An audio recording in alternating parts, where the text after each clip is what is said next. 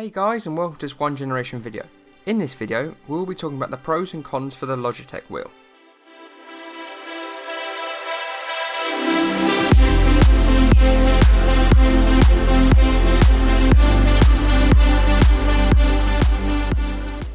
Let's start with the two types of wheel.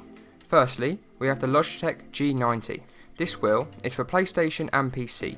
And then we have the Logitech G920 for Xbox and PC.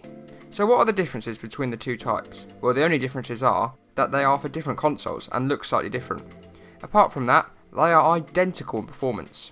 The only small difference is that the Logitech G90 has a LED set of lights. This is only for the G90, as Xbox can't handle LED lights and screens on their consoles. We discussed this more in my previous video, which you can watch here. But let's talk more about the performance of the wheel. From what I have experienced with the Logitech G920, it is by far the best wheel to get for the price, which we'll cover later on. So what do you actually get with this wheel? Well, it comes with a wheel, obviously, which is connected to a wheel base. It also comes with a pedal set. So just from one purchase, you can start your sim racing experience, which makes it great for beginners. It comes with a set of clamps, which you can attach to any surface or wheelbase stand. However, the wheel itself is a bit clunky to stay in the right place with clamps, so I recommend you find a place where you can secure it with screws. As for the pedals, I would 100% screw them to a surface. Otherwise, you'll find when you're using the pedals, they will end up moving around, which really hurts your consistency when you're racing. One downside to the pedals is that the brake doesn't have the ability to be pushed to the floor. Now, this can be easily fixed according to some videos. You can also change some settings in game so that you don't have to push the pedal to the floor. But if you are not used to customizations or changing the settings of your wheel, this can be a real upset.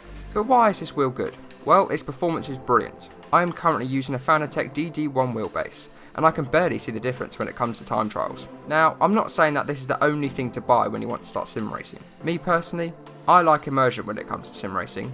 And to be completely honest, the Logitech wheel didn't fill me up with the right amount of immersion. I mainly play F1 2019 at the moment, and you can see that it looks nothing like an F1 wheel. So from that front, I instantly wanted to upgrade. But if you're just looking to be competitive in league racing, then the Logitech wheel is by far your best choice. If you look at some esports drivers, or even the GPs on YouTube now, you can see that lots of people use these wheels, and a lot of people win with this racing set. So from that, it shows that you really don't need anything better.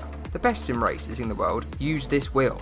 That just sums it up in my opinion. Now, one thing people don't really touch on is how much slower you're going to be when you transition from a controller to a wheel. This was the first wheel that I had ever used, and I was awful. However, you can't let this take over. With practice, you will be faster. Overall, I think that this wheel is great for beginners. It has a great feel straight out of the box. Finally, let's talk about the price.